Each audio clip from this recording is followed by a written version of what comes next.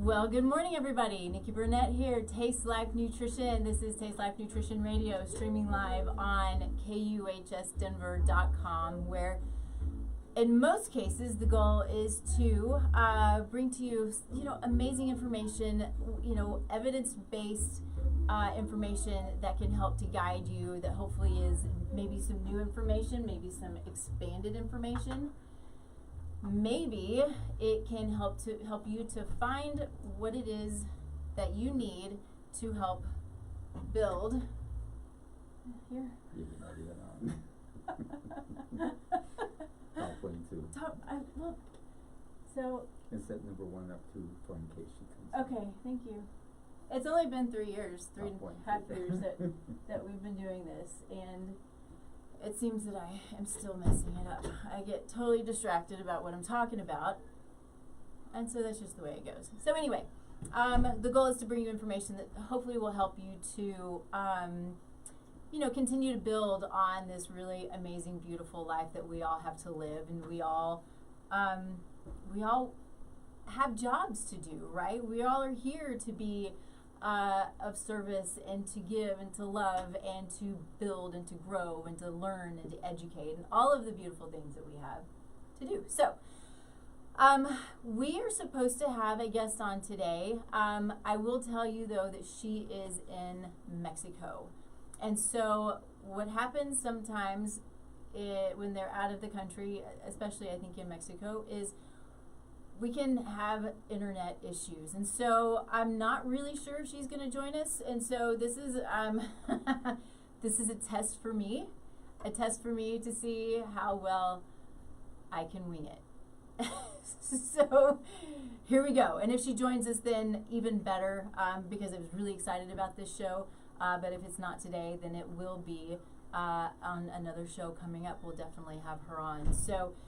Anyway, as always, though, we start the show with gratitude. Gratitude can change the world. I truly believe that, and I'm always working on it myself. We all have our journeys in life, and we all are going through stuff that can make it sometimes difficult to be grateful, but there's always something to be grateful for.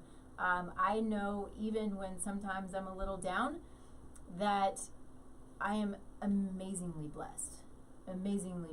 And so I think for today, it's going to maybe sound a little shallow. It's really not, because to me it's just really beautiful. But a story that you may have heard, but it's been a couple of years now, is for my 15th wedding anniversary, my husband gave me a lifetime dream, like literally a lifetime dream. This is what I have since I was a little girl. I've never been like a car person, but I always wanted a Corvette. And for my 15th anniversary, he bought me a 1970 little red Corvette Stingray. So it's T-tops. It's amazing. Her name's Ruby. And so, we've had so much weather here, Colorado. It's almost always sunny. It's beautiful. It's supposed to be warm. And we've had cool weather and a lot of rain and a lot of hail. So I've not been able to drive her very much. Yes, she's a she, but I've not been able to drive her very much. And I've certainly not been able to drive her with the T-tops off. So today we drove here to the studio in Ruby with T-tops off. And it's the wind, it's the beautiful sky, it's the weather, it's being in, my dream car. It's all of the things that are really, really beautiful. And what I love about having the tops off is just being able to see the sky, and I know that this is everywhere, but here I see the blue sky and the green trees and this amazing, beautiful synergy between the two. And I love it so much, and it makes me happy. And the wind in my face makes me happy. Crazy wind-blown hair makes me really happy. And it's a beautiful thing, and I'm just really, really grateful for the ability to drive down the road with the T-tops off and be in God's creation in my dream car. So it's fun. It's a little bit silly, but it's a good time. So I think what we're gonna do, and again, hopefully Dua will be able to join us, and maybe she won't, but if you know me at all, you know that I'm a little bit of a nerd. I didn't know I was a nerd growing up, actually. I knew that I liked science, but I didn't know that I would be able to dig into it as much as I can now when it comes to working with people and seeing the body talk to us, seeing the body respond. And we do that a lot through doing lab testing. And we call it functional lab testing because the labs are a little bit different in the functional world than they are in the conventional world. And they work really well together. They can. So if I'm running a lab, if I'm running labs on a client, I'm going to do your conventional blood chemistry panel, right? So it's a comprehensive metabolic panel with CBC plus differential, right? Or with differential. And so we look at these, and I'll tell you that in most cases, when I'm running this blood chemistry lab, blood chemistry panel on my clients, it usually is quite a bit more comprehensive than what is typically run at a conventional medical office. Why? I just want to see more stuff, so there are a lot of times when, there are just basics that doctors want to see to give some good information, and I think that's great. But in my mind, I want to look at an entire thyroid panel. And when I say that, in conventional medicine, a lot of times, not always, but a lot of times, they'll run 1, 2, 3, maybe 4 panels, sometimes antibodies, usually not. And, autoimmune conditions can get missed that way if we're not running antibodies. And where the dysfunction is happening can be missed. And so when I say that, we did a whole thyroid show a couple of weeks ago. So I'm not going to get too deep into this in particular. But if we're not looking at all of the thyroid, if we're not looking at as much of it as we can, then what we're going to end up doing is missing if it's actually a pituitary issue, or is it a liver issue, or is it a gut issue, is it a conversion issue, what is actually going on with the thyroid that's creating the problem, as opposed to, well, your TSH is elevated, which means you are low thyroid and we need to put you on medication.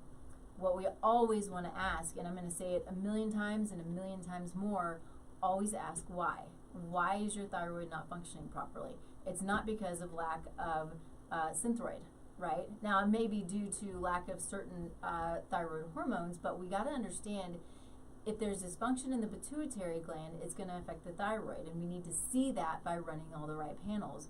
If there's liver dysfunction, if there's GI dysfunction, if there is, adrenal dysfunction, if there are other hormonal imbalances, all of these things have the ability to affect the thyroid. And then what happens, as I say a lot, is it's that kind of that downward spiral. All of these different things affect each other, and they just keep affecting each other, and it just goes down, down, down, down.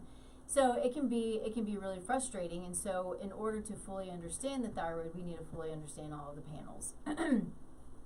All the markers. So then beyond that, we want to look at things like homocysteine. There have been multiple occasions when I've requested homocysteine, and a doctor says, no, this patient, client to me, patient to the doctor, is too young, we don't need to run homocysteine. So I'll tell you a funny story that's a little off topic, but it is about homocysteine. If you've seen my Instagram page, which I'm not obviously very good at, then you might have seen that I have a post on there that says homocysteine, not just another inflammatory marker or cardiovascular inflammatory marker. And so I had a meeting with a digital media specialist, and she was like, I don't even know what that means. Why'd you put that up there? And I went, I don't know, because I think it's cool, because homocysteine can give us a lot of information, which you can, but I've got to figure out a better way of explaining homocysteine, I guess. Anyway, so maybe that's why we should talk about it a little bit here, because it is very, very important to a lot of different aspects of the body. So homocysteine is an inflammatory marker, but it's also a natural part of the metabolic pathways that happen. So homocysteine, if everything's functioning properly, it goes up the pathway, all the enzymes start to catalyze, and you have all your nutrients that are working properly, and it goes down the pathway. what happens when things aren't functioning properly is it stays up here in the pathway and doesn't have the ability to continue on down the pathway. So it becomes elevated. And so when we have then elevated homocysteine, yes, we look at it as a cardiovascular marker, inflammatory marker, and it's problematic. But it's also a neurological inflammatory marker. It can lead to cognitive dysfunction.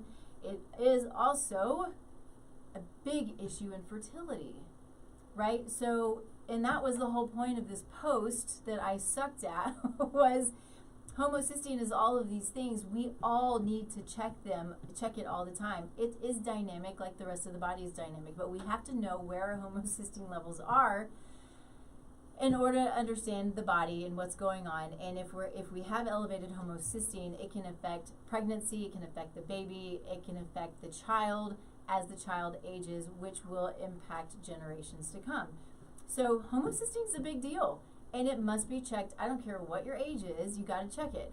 And so knowing that the lab ranges of homocysteine show, I think it's over 13 is elevated, over 7 is elevated. I want to see homocysteine at 7, maybe 6, 8's pushing it. And the data shows that over 11 is 100% chance of cognitive decline. So it's, in most cases, it's fairly easy to bring into balance, to bring down, to allow the pathways to function properly just by getting your body the nutrients that it needs. Now, is there oxidative stress that can keep homocysteine levels elevated? Sure.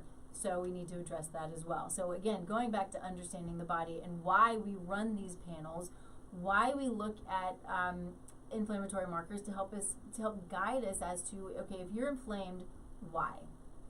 It goes back to asking why. Always dig into why. Don't settle for a because, or don't settle for because you have this disease or because you have this condition. Why do you have the condition? Keep digging, keep understanding, keep going as deep as you can. And I'll tell you that as a practitioner, I'm still learning to go deeper. I think that I've gone as deep as I can. I go to a conference or to continuing education, and I learn that there's another layer, and I learn that there's another layer. So understanding that there are so many layers and the body is so beautifully complex that, you know, sometimes we need help. Sometimes I need help, right? I need help, whether it's help with myself or help with clients. You know, whether it's co-managing clients or I'm consulting with other practitioners or other clinicians on clients, help is a good thing. So reaching out to find why is really, really important. And so another inflammatory marker that we look at is CRP. And CRP again goes back to you'll find it. Most doctors will run it in the cardiology office because it is a systemic cardiovascular marker. It's called C-reactive protein, and when we test it, it's HS, high sensitivity C-reactive protein. And of course, if it's elevated, you're concerned. Yes, it's a cardiovascular marker, but it can be elevated for lots of reasons, right? If you have infection, your CRP can be elevated. If you have mycotoxin exposure, if you have other types of environmental toxicants, those things will create or can create elevated CRP. So we want to know what the markers are, so then we know how to ask why. We want to know how to dig in to understand what's going on in the body. You know, we can look at labs and we can get an idea of, are there food sensitivities? Is there adrenal dysfunction? Is there pancreatic dysfunction or low hydrochloric acid? These things can be really important to look at, and when we're doing a nice, really comprehensive metabolic panel, we start to put pieces of the puzzle together. So quickly on that, when we're looking at lab ranges, which can change from lab to lab, which is really frustrating. But when we're looking at lab ranges, they're very general lab ranges. They're not necessarily optimal for each person. So we look at lab ranges, and when we see that it's out of range, whether it's too low or it's too high, when we look at it as more pathogenic, right? It is problematic, and so we want to understand the why. But if we take it and we look at it within functional ranges, they tend to be, for lack of a better word, a little more narrow. And so red flags come up a little more often than they would when we're looking outside of your typical lab range. And so if we look at functional ranges and we start seeing these other red flags come up, we can start to put pieces of the puzzle together. So we may see this red flag it's out of functional range, but it's not out of lab range. And we think, okay, so this is here, and then we have this one over here and this one over here, and we start to put them together, right? And so I can share with you, just a little bit about myself. I did my own thyroid panel 2 months ago or whatever it was. I looked at it. It looked beautiful according to all my general lab ranges. But when I looked at my functional lab ranges, it was weak. So it was weak in that it was moving toward under-converting, which is, can be problematic, right? It can lead to symptoms of hypothyroid. Even if it's not truly hypothyroid, it can lead to symptoms of it. Why does it happen? Usually because of stress. So understanding the why behind it is important as well. So we can dig into, okay, what is it that I need to do to start mitigating my stress? Because I also looked at my adrenals, and my adrenals were way out of whack.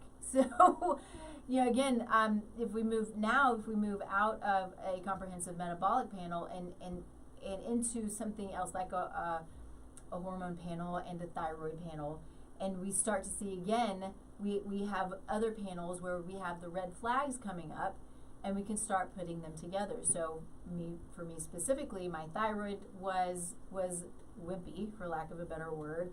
My adrenals are way overworking, and they're really pissed off.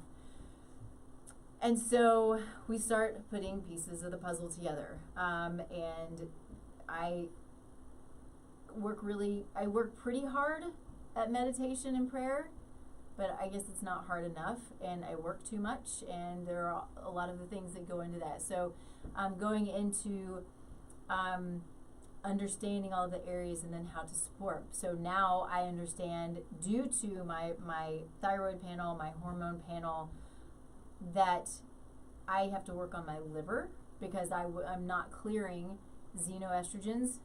We've talked about xenoestrogens a million times, but xenoestrogens are estrogen mimickers that bind really tightly to estrogen receptor sites in our body, and it doesn't allow our natural innate estrogen to do its job. So it's bound, and then we end up having all of these, crazy hormone swings and the inability to detoxify properly. And so that's what we're finding for me is I'm not detoxifying xenoestrogens properly. It's crazy too, because for those of you who are out there watching this, you eat well, right? You eat organic, you're eating grass-fed, you're not putting the pesticides and the herbicides in your yard, you clean your house with vinegar. These are all the things that I do. I'm pretty clean, certainly not perfect, but I never put pesticides and herbicides in my yard. I always use vinegar or essential oils. Side note, you can get food grade orange oil that's in bottles like this big and use it for everything. It's amazing. It's not terribly expensive. It's not like the tiny little doTERRA or Young Living essential oils that are crazy expensive. They're great, don't get me wrong, but this particular orange oil, it's this big. Use it in your laundry, use it to clean your house, use it to kill bugs, use it in your garden. It's amazing. And so that's what I use. I use it all the time. So when my labs come back to me showing that I'm not clearing my estrogens properly because my detoxification is not working properly because of elevated xenoestrogens, you're like, what's the problem and what am I doing wrong? Well, sometimes there are things that we can't control, right? People in my neighborhood are spraying pesticides all the time. I'm sure of it. There are some really, really beautiful yards in my neighborhood, and when I see yards without weeds, I'm quite certain that pesticides are being used. They are so incredibly toxic. And the thing is, too, is, we take our dogs, we walk them around the block, we're letting them in everybody's yard. What's it doing? So I'm gonna say it, it's a little bit, what's my word? Doesn't matter. Anyway, you might get mad at me. That's what I'm thinking, and it's okay if you do, because it doesn't really matter. I don't want anybody mad at me, but I need you to understand the toxicity of these pesticides and herbicides that you put in your yard just to make them look pretty, right? You can go out, you can pull your weeds. I wish I could find it. I didn't even think about it, but there's a weed puller that my friend told me about that, it's long, and it actually pulls out dandelions by the root, which is really hard to do. Dandelions are hard to pull by the root. But anyway, you can pull them out by the root and then, put a little vinegar on them. They shouldn't come back. So think about things that you can do, because when you're putting these things in your yard, you're not impacting you only. You're impacting everybody else. You're not just killing weeds. You're not just killing bugs. You're killing people's microbiomes. You're creating a toxic load on people. Specifically for me, it looks like it's dioxin. So it's not just about glyphosate, which is Roundup. It's about all of these pesticides and herbicides, no matter what it is. If it's a chemical, it's like these. They're pretty freaking toxic, right? And so I've had to take a step back, and now I've got to support my adrenals, support my thyroid, support my liver, support my brain, and all of these things to help get my body back into balance. Because as healthy as I am, things just get out of balance. We have to, and that's why labs are so great, because I could feel it, but what is it, but what is it from, and what's happening? And that's why it's so important to look at these lab results, because it's literally our body's talking to us. It's giving us a lot of information that our body's trying to tell us. So we can feel things, or maybe we don't feel them and we don't know, and we then can look at it and say, okay, this is where it is. We now need to maybe check out this, and this, but at least we now have a direction instead of guessing, right? It's the test, don't guess. And I think it's one of the most important things that we can do. We can look at panels that look at environmental toxicants. We can look at panels that look at mycotoxin exposure. And we can look at panels that look at heavy metals. Gosh, so many places I could go with these. So I think one of the things is mycotoxins, which is mold, right? We always hear about black mold. Black mold it's not just nasty, but it's disruptive. And potentially deadly, right? It can create all kinds of nastiness in the body, and it doesn't just go away. So we live in an area, until this year anyway, where everything's pretty dry. And know that even if you live in an area that's dry, that we have the potential of mycotoxin exposure. If you have a leak in your house, if you have, whatever it is, if there's a place that just doesn't dry out, you can have mycotoxin exposure. And you can have two people in the same house that are exposed to mycotoxins. One reacts and one doesn't react. Why? It's epigenetics. It's basically, how we're made. We have epigenetic variants that make us more predisposed to autoimmune conditions. They make us more predisposed to mycotoxin exposures. It makes us more predisposed to the inability to convert vitamin D from the sun, things like that. We can look at all of these really cool things. It can help us understand if we can utilize saturated fat or not, or if we are a high protein or a low protein, or a high fat or a low fat. Looking at epigenetic variants is fascinating. It's not diagnostic. It's not the end all be all, but it can give us so much information that, again, we're taking all of this information and we're putting it together, and we're starting to find out, get a clear picture of things. And so I want to touch a little bit on heavy metals, because I think heavy metal exposures are really, I know heavy metal exposures are really problematic. We're talking about metals, we're talking lead, we're talking mercury, we're talking fluoride, fluoride of metal? It's a chemical. Anyway, it's all of it, right? It's all of it can be problematic. Even zinc, we talked about this a little bit a couple of weeks ago. Zinc now is being put in sunscreens, but it's a nano zinc. And so, I typically will tell people, if you think you need sunscreen, we're not going to talk about this today. We talked about it a couple of weeks ago. So if you're interested, go look at that one. It's a lot of really good information about the sunscreen. But what they're, I always tell people, get the one that's got minerals in it, not the chemicals that are super problematic and don't do the job like we think they do. But we have, things like zinc oxide. Well, now we have nano zinc. This can be toxic. So it's a mineral, but I think that it's nano. So these nano minerals, nano chemicals, nano nutrients, I think because they're so small, for some people, maybe for a lot of people, have the potential of being really toxic. I think they can be problematic as well. So what I want you to understand, though, about heavy metal testing is it's really hard. And I say this because metals are eliminated via the skin, via sweat, via the saliva, urine, stool, blood, hair. So they all come out in different ways and in different amounts through different areas of the body. And it makes it really hard to have a really true understanding of the heavy metal burden that you might be experiencing.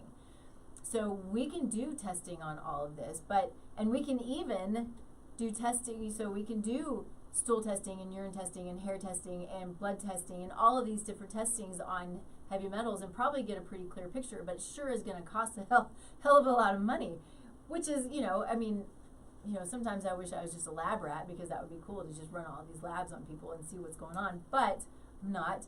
And, labs can be, they have potential for some being kind of expensive. So we can, there's a panel that I'll run. It's called a Total Tox, and it is heavy metals, mycotoxins, and environmental toxicants.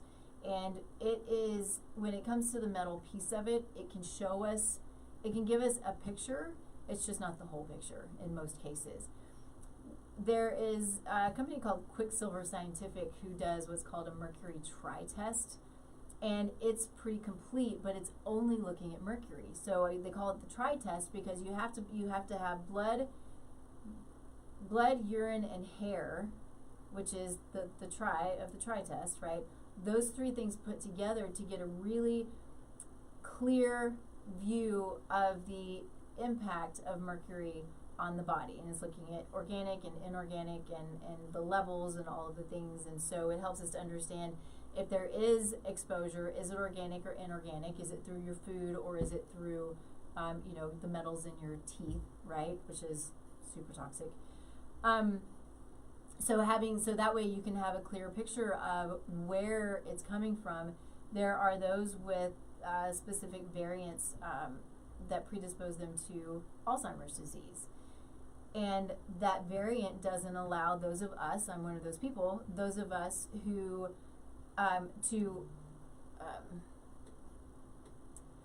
more scam calls. I get more scam calls. It's amazing. Anyway, but this ApoE, it's called apolipoprotein E, doesn't give us we lack the ability to properly detoxify mercury. So there are lots of factors that can go into things like Alzheimer's disease, right? And so the plaque that the brain develops with Alzheimer's disease is not, it's a protective mechanism, is what we're starting to learn and understand, right? We don't have Alzheimer's disease because of the plaque. We have the plaque because it is protecting, it's the body's way of trying to protect the brain. And so it just kind of goes haywire, right? A little bit like autoimmune conditions. It's the immune disease, which we're learning may or may not be the case at this point, right? Science always changes, evidence always changes, and we're always learning. But autoimmune disease, what we know now is the body's immune system going haywire and attacking its own tissues. I think that there's more to it, and we're learning that. But same with Alzheimer's disease. But there are lots of things that can bring on Alzheimer's disease, and this apolipoprotein E, or ApoE for short, is one variant, kind of the main variant that we can look at to give us an indication if our potential is higher or if our potential is lower. Just because that we have the potential doesn't mean we're going to get it, and just because we don't have the potential doesn't mean we're not going to get it. It's lifestyle. So much of it is lifestyle, and understanding what it is that we can do to live our life the best we can to mitigate diseases like Alzheimer's disease, right? So typical stuff, right? Eating healthy fat, keeping sugar super, super low. I mean super low. Not eating a bunch of grains and a bunch of gluten and, conventional foods and that kind of thing. All of these things can create problems. So, it seems it is basic, but it's also very confusing, and I get that because I have clients coming to me all the time who are like, I hear this and I hear that, and then the internet tells me this, and my doctor tells me this, and my friend tells me this, and I don't know who I'm supposed to believe. It is really confusing. But at its core, it's super basic. Eat well, move, sleep well, right? But when things get out of whack, that's when you got to figure out how to work on it therapeutically. So, kind of back to heavy metals. I got off on a little bit of a tangent, but when I run this particular panel, it's called a Total Talks. It's all these bundled together. It gives me an idea of heavy metal burden, but it's not as complete as maybe we want it. But it gives us information, right? Some information is better than no information. And that's why we do this, so we can start to gather information. And we can look at other places for more information and continue to put, as I keep saying, but it's just the way that it is, we continue to put pieces of the puzzle together. And so, let's see, there's another one that I love. This panel I run on every client that I have. And nobody really likes it because it's not fun. But it's amazing the amount of information that we get. So I run stool panels on everyone. And they are, people are like, it's icky, because it is kind of icky, but it's life, and it's the way that it goes. And the ingredients of what is excreted from us can give us information on inflammation in the gut, on the organisms, the microorganisms that are living in the gut. And so these are three different types of microorganisms. We're looking at commensal organisms, which are normal and natural to our gut. We're looking at opportunistic organisms, which are normal and natural to the gut up to a certain point, right? So if we have normal, healthy gut bacteria, we have the ability for our healthy bacteria to control the opportunistic bacteria. So if you've heard the term, so for you women and men too, yeast infections is Candida. Candida is natural to the body. It's natural to the vagina.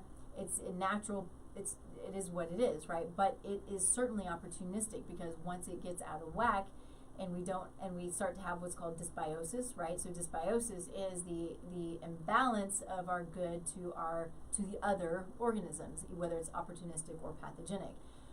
So, with that being said, if we have an imbalance, then we can have things like Candida that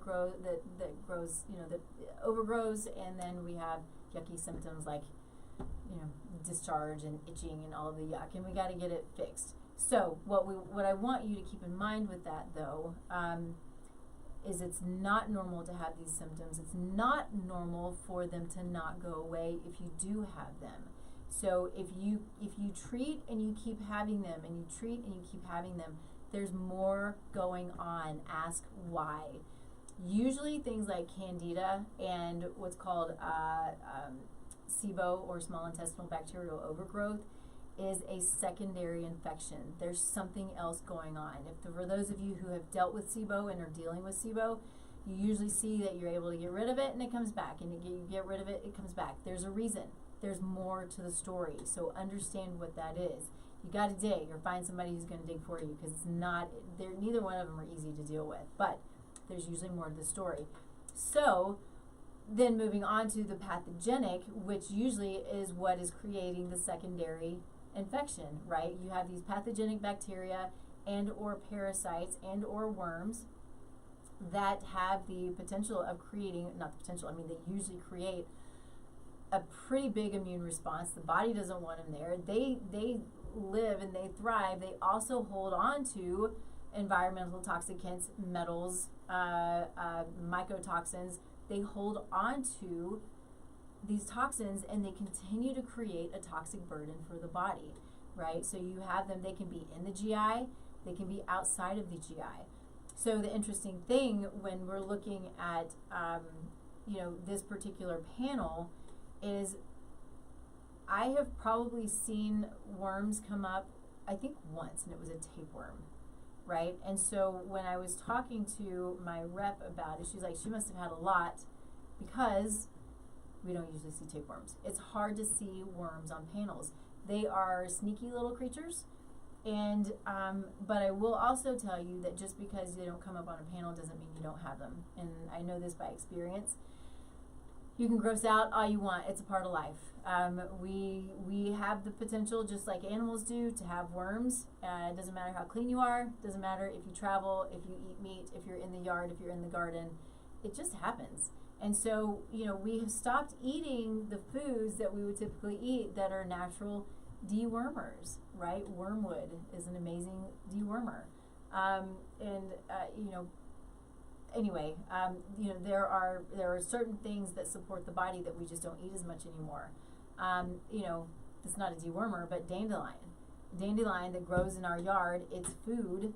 It's the root is good for the liver, the stem and the flower and the leaves are great for the kidneys, right? So it's, we have so much at our hands that is free and non-toxic and cleansing, and all of these things we should be eating on a regular basis. They're also bitter. Bitter is great for digestion. So, pick your dandelions and eat them, right? I can only pick my dandelions in the front yard because I have my dogs in the backyard.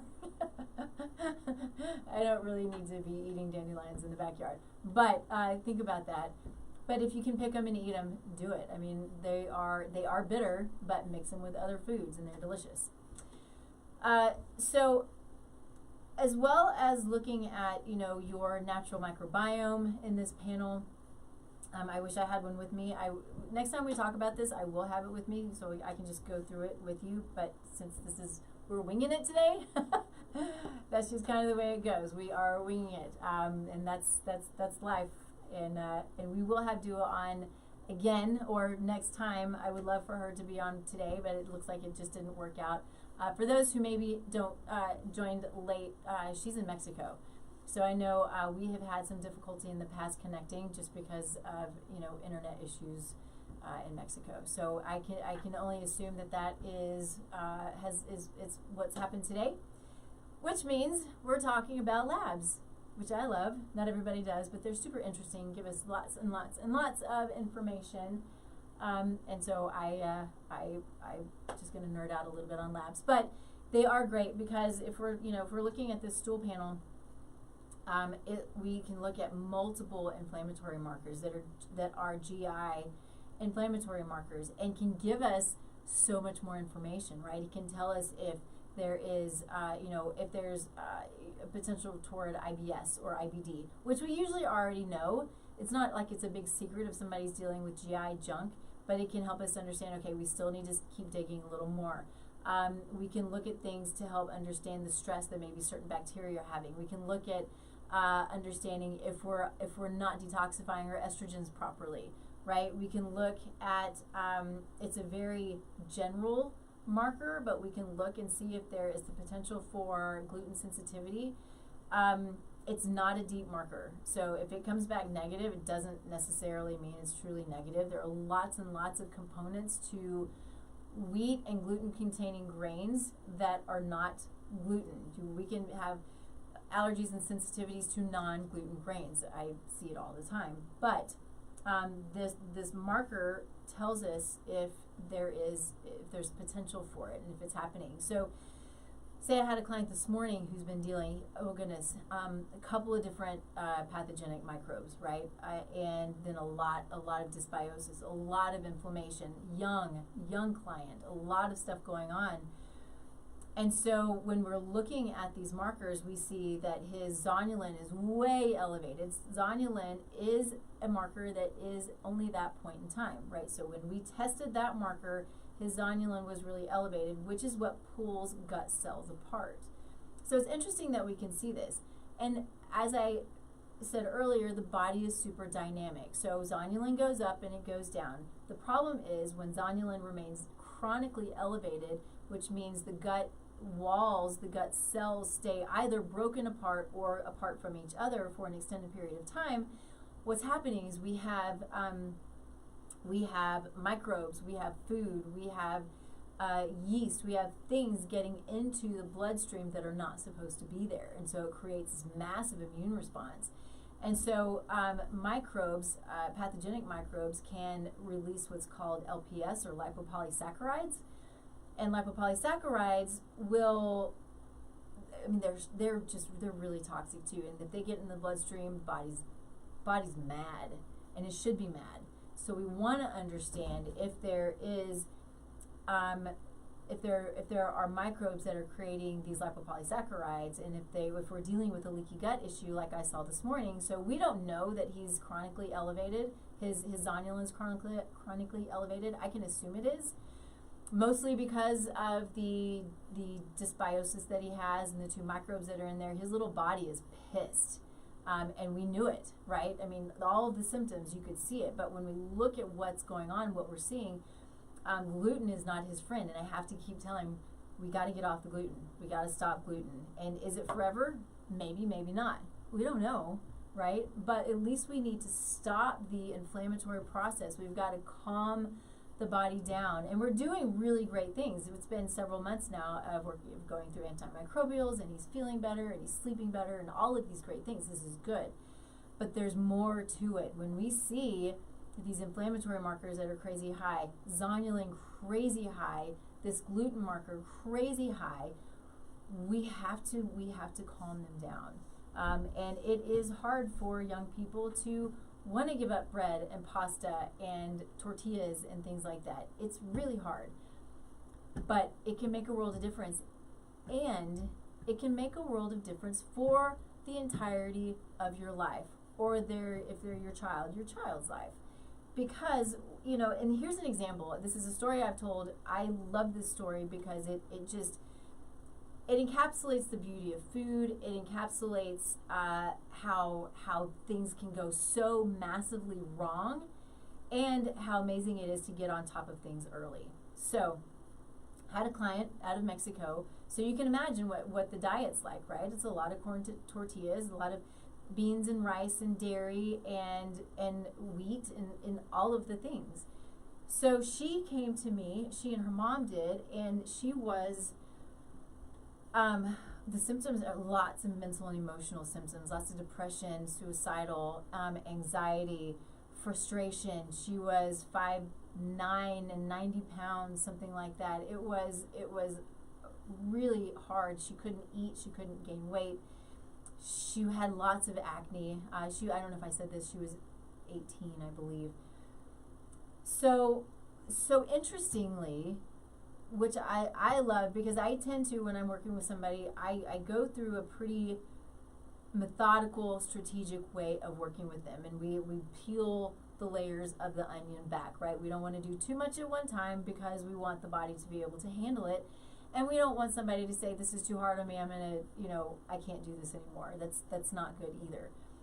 But what can often happen, sometimes often, but as we get rid of the foods that are interfering, that are creating the problem, it changes your world, right? It literally can be life-changing. And so we ran the labs, we looked at her genetics, but in the meantime, which is the way that I always do things, okay, let's get rid of the 5 big things, right? We're getting rid of gluten, dairy, soy, corn,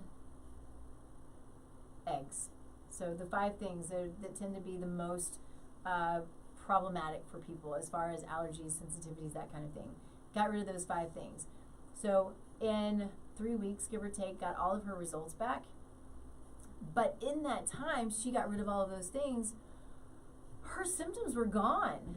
It was amazing. It was really, really beautiful. And she was a different little chick. She was putting on weight. Her acne was gone. There was no more depression, no more anxiety, no more. She had said she had this inner shaking feeling.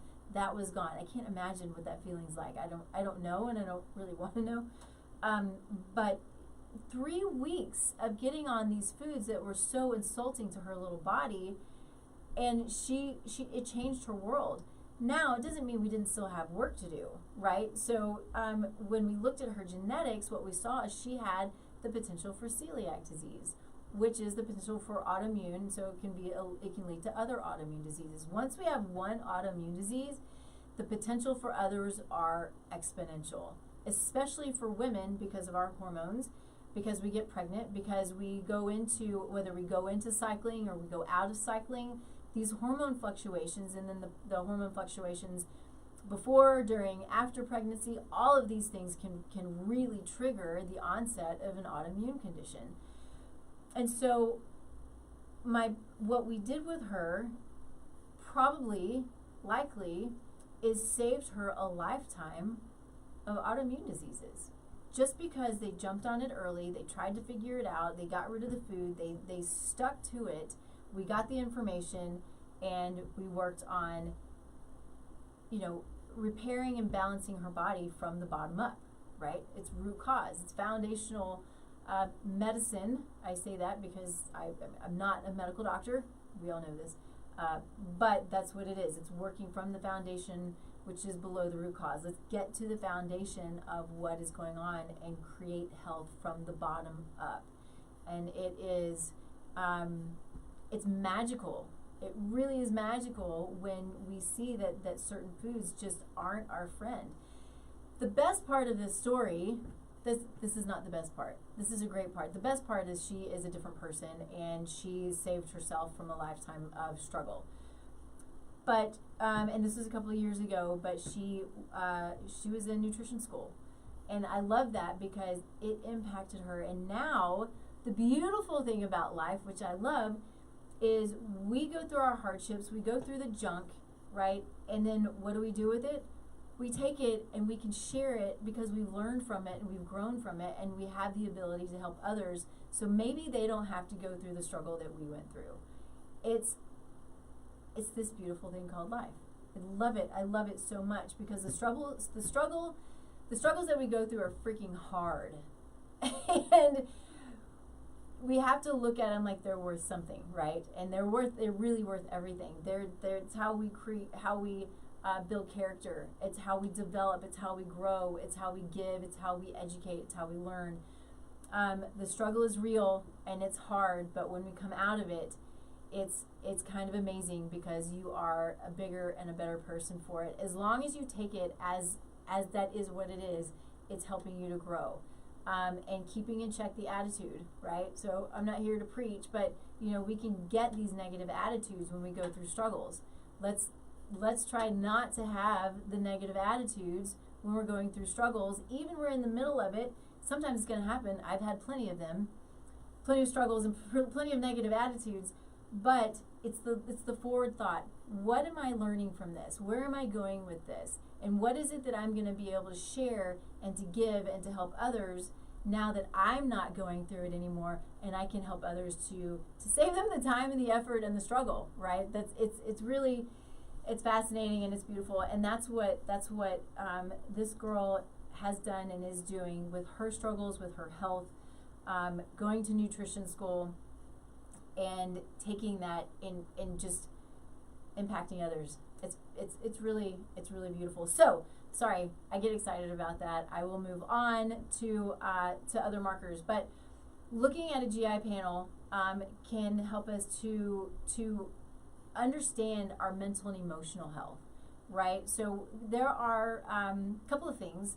There's a study done back in the 50s where there was a schizophrenic hospital who took out all gluten-containing products from all of their patients, right? So these patients were constantly they were struggling with schizophrenic episodes and so forth. Well, and this was a long time ago, so the forethought to take out gluten-containing products in the 50s to me is just mind-blowing. But they did, and the schizophrenic events that these patients were struggling with went through the floor, right? They dropped dramatically. And so, the gluten today that we have in our world is very different than the gluten that it used to be. And that's, I've talked about this plenty of times. You can find it on another show, but know that gluten can be really, really problematic. It's high in pesticides, it's high in herbicides. It's a problem. So, and it was certainly a problem for this client that I was talking about. But knowing that it can affect us mentally and emotionally, there are, I think it's like 40 or 45% of the patients who deal with celiac disease, they don't present with GI issues. They present with mental and emotional struggles, right? So the food that we eat, even if we think it's good for us, we can have foods that we believe are the best foods in the world and may not be good for us at certain periods of time, right? We can have specific infections that where avocado can just totally set us off. Avocado is one of the most beautiful foods in the world, but for some people, you got to stay off of it for a period of time because it can be problematic. And I say that, I want to be careful with that because it's not a cure-all to be off of it. Understand that. So if you're someone who's dealing with SIBO, small intestinal bacterial overgrowth, and you're doing what's called low FODMAP, I don't have time to get into this right now, but I want to hit on it for anybody who's watching this because I think it's important. It used to be that we just did low FODMAP and it's a lifelong low FODMAP. That's a problem. Low FODMAP is a way to mitigate the symptoms that you're dealing with, but it will not eliminate the issue. So when I put people on low FODMAP, it's only because they're struggling and I want to eliminate their symptoms, or at least start to help them to deal with the symptoms as we're going in and addressing the issue, whether it's with microbials or antimicrobials, or we're waiting for labs to come in so we know what the issue is. We need to understand that. But if you've done low FODMAP for an extended period of time, you got to stop and you got to dig into why you're still having issues. So really, really take that to heart, because high FODMAP foods like avocado, these are microbiome building foods, right? Avocado, and now I'm having struggle. I mean, there's a whole list of high FODMAP foods, but a lot of these foods are really healthy foods and we want to eat them. But we want to eat them, but we also want to mitigate disease, so we need to address the problem from the bottom up. So just remember that. I think it's important to remember that, and it's not a long-term deal. Lots of diets out there. When I'm talking about a diet, I'm talking about something that's therapeutic. I hate the word diet. I don't put people on diets. I think diets are problematic. But there are certain times when somebody needs to be keto, right? It's a therapeutic type of diet. There are certain times when somebody needs to be low FODMAP. It's a therapeutic type of diet. Maybe even vegan is a certain type of therapeutic diet, but I don't see them as long-term lifestyle types of diets, or I don't see them as a lifestyle. I think that there are too many things that are missing if we do that. So again, it goes back to understanding the body, what we need and why we need it. And we do this through labs a lot of the times. We also do it through history. We do it through understanding other factors that come into lifestyle, relationships. All of these things play a role in our health and in who we are and how we feel, right? If we are in a relationship that is a struggle and that's creating a lot of stress, it very easily can present as a physical condition, as a physical symptom. And so we have to take into account all of these things, as well as the amazingness of running functional lab testing, because we're putting the pieces of the puzzle together in the labs, and then we're adding more pieces of the puzzle with lifestyle and sleep and stress and history and all these things, and helps us to put a really, really full program together that is going to address all the things, at least as much as we can, to allow for the mitigation of symptoms and the repair of the body, so we don't have these diseases, we don't have these conditions, right? Diseases are a cluster of symptoms, and it's the body in dysfunction. Symptoms are the body talking to us. Labs are the body talking to us. And we have this amazing ability to really dig in and understand the whys and the hows. So even if we don't have all of the answers, we can start to address this stuff at the root cause, right? And then the body can let, so we address microbes, the body can let it go and it can start to do its job. We can address mycotoxins and the body can then let it go and it can start to do its job. We can start to eat organic and get rid of pesticides and herbicides, and the body can start to do its job. And so the more of these burdens that we take off, the less the symptoms are going to be, the more the body has the ability to do its job properly, instead of being maybe overprotective as it is with, the plaques that Alzheimer's can create, or the protective mechanism that's happening, right? So much of what the body does, it's talking to us and it's protecting us. And we need to, I feel like so often we fight the body.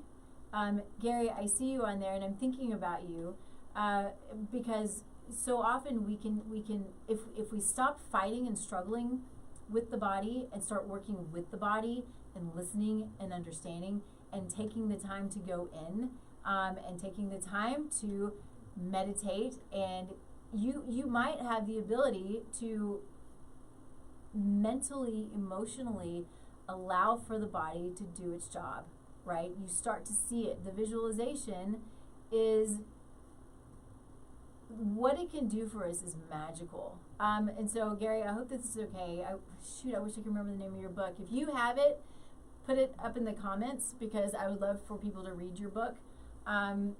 Gary Barnes essentially healed his own disease by meditation. It's a beautiful story. And I think it's a great story to read. And it's not a story, it's a life, right? But he is a motivational speaker, all of this, a business coach, all of these things that he does now because he had the ability to take the time to go in and to learn how to repair and to work with his body. It's amazing. It's really,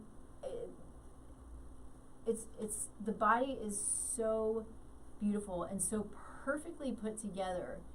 I think that's another thing for us to take the time to understand is the perfection that we are.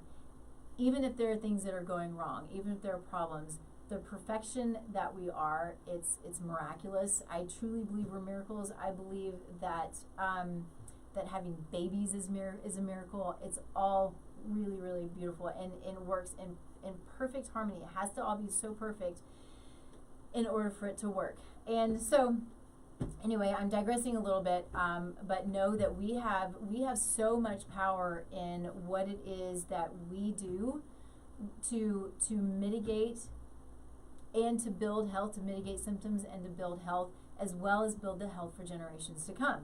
So, of course, this is where I'm going to come in and talk about soulful conception, because preconception planning has the ability to eliminate, like, by 80% the negative outcomes that can happen to get pregnant, right? Preconception, during pregnancy, during birth, for that child, and for 7 generations is what the data shows.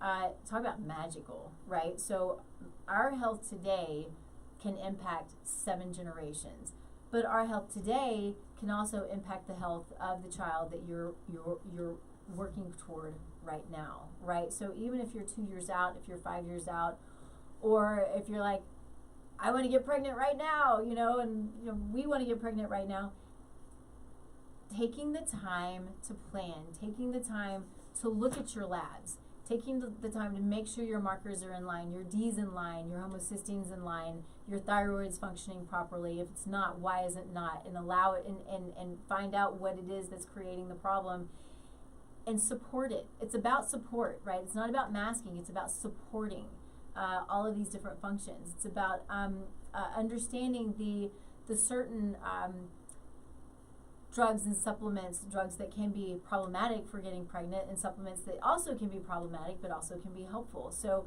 taking the time to eat well, to allow for your own epigenome to all be expressing beautifully, so as you then start to create this little life, your epigenome is passing on, and you're passing on the very best of who you are to your child and to generations to come. It's again, I keep saying it, but it's really beautiful, it's magical, it's miraculous, and it's one of those things that I love because it's bringing awareness around the power that we have as individuals to create a healthy future. We're sitting here in a shit show, for lack of a better word, of health, of fear, of frustration, because there are a lot of answers that we don't have. If we take it on to ourselves, each of us as individuals, and say, okay, I'm going to do everything that I can to prepare my body for this child. You're preparing your body for this child, but you're preparing to create health for generations. Literally, you're creating health for generations. So think about that. Thanks for letting me wing it today. Today was pretty much all winging it, and it's all stuff I love to talk about. But we did not have our guest on who I thought we were going to have on, but that's okay. We'll have her on next time. Well, it'll probably be in a couple months, but we will have her on again. Again, she is out of Mexico, and sometimes connection can be difficult when we're trying to do shows on Zoom from Mexico, or places where connections can be a little bit spotty. So of course, as always, reach out to me if you have questions, if you have thoughts, if there's anything you'd like for me to talk about, or if you have questions that you want to post in Facebook, Instagram, wherever. Please do. I'm here to serve. I'm here to give you whatever I have to help you live a bigger life, because it's what people have done for me, right? It's what we do for each other. Go to the website, tastelifenutrition.com. You can fill out a free assessment there, and I'll reach out to you and we'll chat about it. We'll see if I can help, or we'll see if we can find somebody else that can help you. So all of the social media is Taste Life Nutrition. If you have questions about soulful conception is purposeful living for a healthy body, healthy pregnancy, and a healthy baby.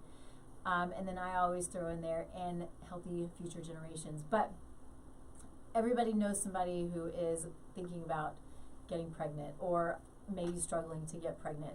And this is a program to help with all of that, and to really dig in and empower women and couples to understand the amount of power they have. It's awesome. So anyway, thank you so much. Thanks everybody for joining. I hope that we'll see you here next week. Again, 10 a.m. Mountain Time, streaming live, and then of course our streaming live here on KUHSdenver.com. And then of course, we're the Taste Life Nutrition Podcast. Find us on Spotify, iTunes.